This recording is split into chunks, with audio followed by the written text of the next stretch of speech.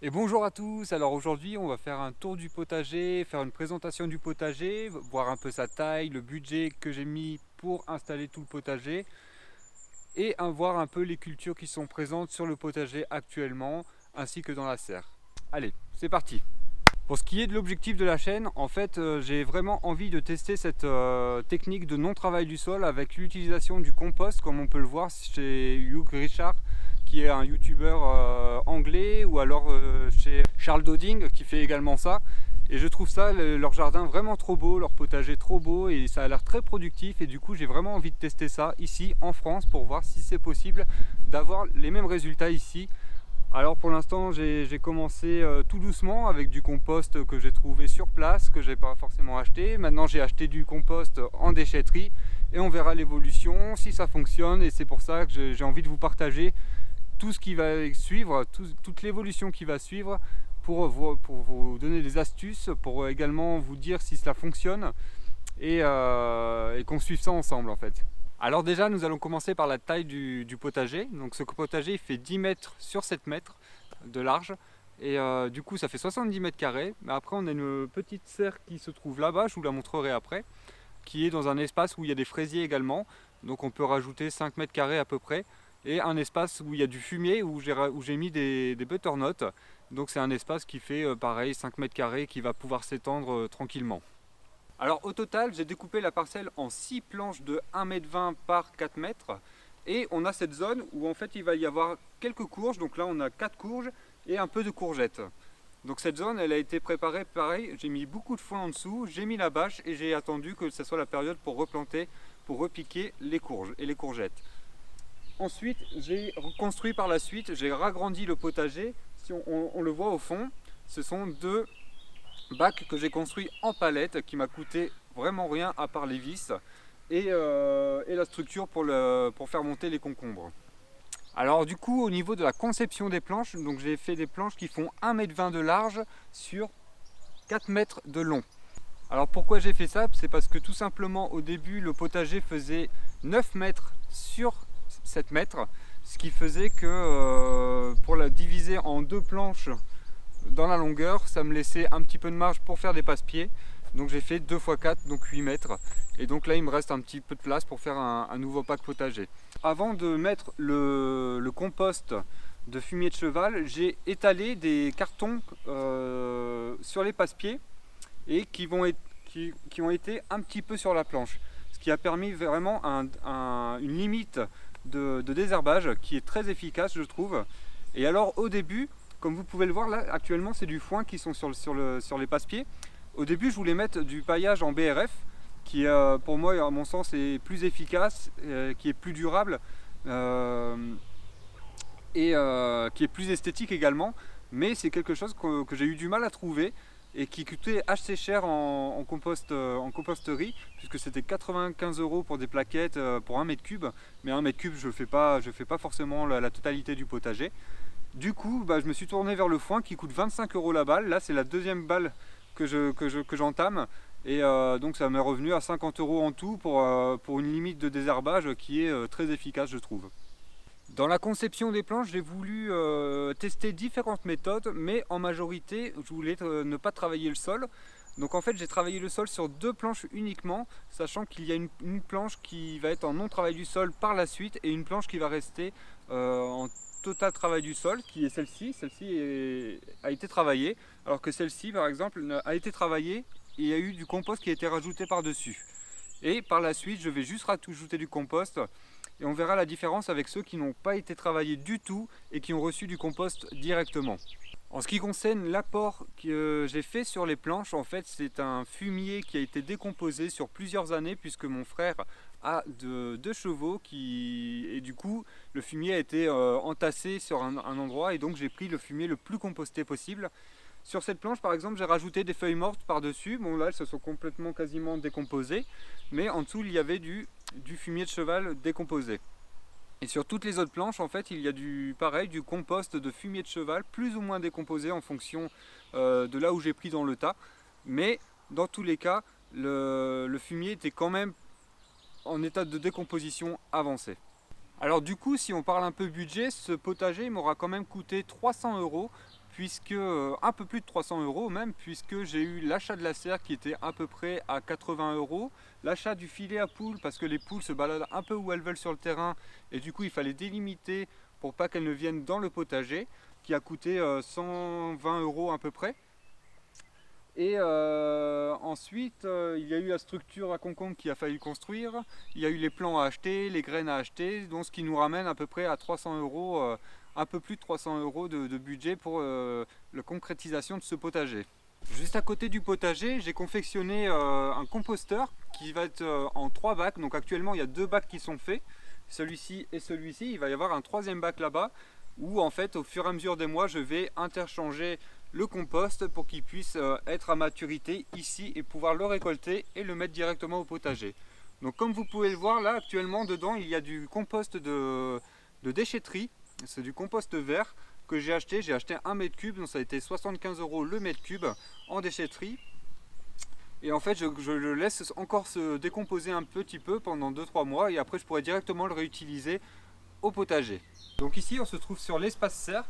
Avec cette petite serre qui m'a coûté un peu moins de 100 € et qui m'a été bien pratique pour le début de saison. Ça m'a permis de faire mes premiers semis et du coup c'était des semis qui ont été repiqués directement au potager. Et en fait sur cet espace aussi, donc là on est sur du béton et il y a également les carrés de fraisier qui sont juste à côté où j'ai planté également 2 pieds de tomates. Et donc c'est un espace qui est assez propre et qui permet vraiment de faire ses semis tranquillement sans avoir le problème de désherbage par terre du fait qu'on est sur le bitume.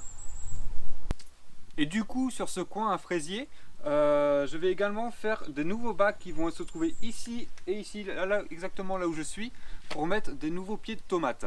Ce qui me permettra d'avoir une production encore plus importante, d'autant plus qu'il me reste encore pas mal de pieds de tomates à planter. Ici dans la serre, il me reste encore pas mal de plants à repiquer, notamment des courgettes qui sont pas encore tout à fait prêtes. Ici j'ai des plants de tomates qui seraient prêts vraiment à repiquer, des butternuts. Je fais aussi un test de semis de carottes en plaques que je repiquerai par la suite. Donc je vous en dirai des nouvelles. J'ai encore des salades, ici des butternuts encore, ici ce sont des œillets. Et des tomates, beaucoup de tomates à repiquer. J'ai pas forcément la place pour ça, mais bon, on va essayer de créer de la place et là, ça va le faire. Alors du coup, maintenant, on va faire un petit tour des plantations et on va commencer par les carrés potagers que j'ai construits en palettes.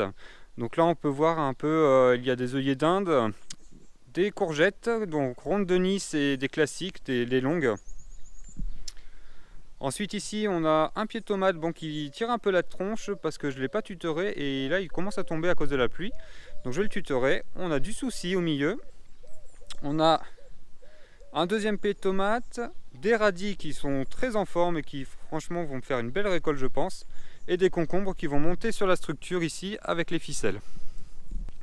Ensuite, sur cette planche on a des oignons qui sont quasiment prêts à être récoltés pour des oignons nouveaux pour la plupart. On a des carottes qui ont été repiquées, donc c'est une technique que je teste actuellement, donc pour l'instant ça se porte plutôt bien. Donc de chaque côté des oignons on a des carottes qui ont été repiquées. Ensuite on a quelques salades ici que j'ai repiquées il n'y a pas si longtemps que ça, les petites, une grosse qui avait été repiquée il y a longtemps et des oignons très bons. C'est un oignon qui est de la région et qui est très doux en bouche, très bon, avec de la capucine et des œillets d'Inde à côté. Ensuite sur la deuxième planche ici on a des pieds de tomates qui commencent à être en fleurs. Ils sont en extérieur, ils se portent pas super bien parce qu'il a beaucoup plu quand même ces derniers temps, donc on verra un peu s'ils tiennent. Ici on a des navets, des betteraves au milieu et des radis au milieu par la suite qui clairement tirent un peu la tête. Je ne pense pas que je vais avoir une récolte sur celle-ci. Ensuite sur la troisième planche on a de l'ail, des betteraves qui se portent très bien, des patates juste à côté qui ont été paillées, qui ont été butées avec du foin.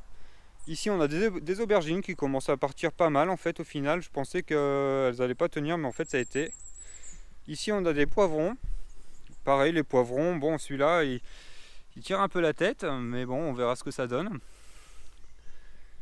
Ensuite, sur la quatrième planche, on a des patates, pareil, butées avec du foin. Au milieu, on a des haricots. Et sur la droite, on a des salades. Ensuite j'ai mis des tournesols au bout de la planche. Donc là on voit le tournesol qui va bien grandir et ça va faire très joli sur la planche. Là-bas j'ai mis du souci, des capucines, du thym citronné et du basilic. Donc le basilic il est pas très en forme. Il tire un peu la tête. Bon, il a beaucoup plu et du coup, comme c'est une culture qui nécessite pas forcément beaucoup d'eau, il n'est pas très en forme.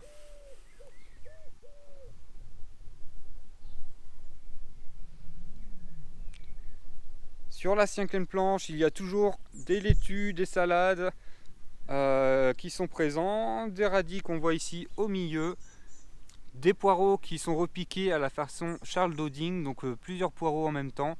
On verra ce que ça donne parce qu'ils ont été un peu cramés sous serre et je sais pas. Bon, ils ont quand même bien repris, donc je suis plutôt satisfait du résultat. Là, on a 2-3 carottes que j'avais repiquées façon Charles Doding, pareil là, ici. Donc on verra. Bon, je les laisse parce que pour l'instant, j'ai pas besoin de la planche. Il y a beaucoup de salade à récolter. Des œillets d'Inde et du souci encore. Ici, on n'a que des patates. On avait des navets boules d'or qui étaient sur le long là, qu'on a récolté, qu'on a déjà mangé. Et il y avait quelques laitues également qu'on a pas mal mangé. Il y en avait 4-5, il en reste 2-3. Patates toujours repiquées sous foin. Ici on a les courgettes, alors avec les premières fleurs de courgettes qui sont magnifiques. Bon, j'ai eu quelques ratés avec des potimarrons ici. Au final, il reste plus du tout de potimarron et j'ai tout remplacé par des courgettes. C'est un peu dommage, mais bon, c'est pas si grave. Là, les courgettes, elles se portent très bien. Donc, je suis plutôt content. Et là-bas, on a des potimarrons.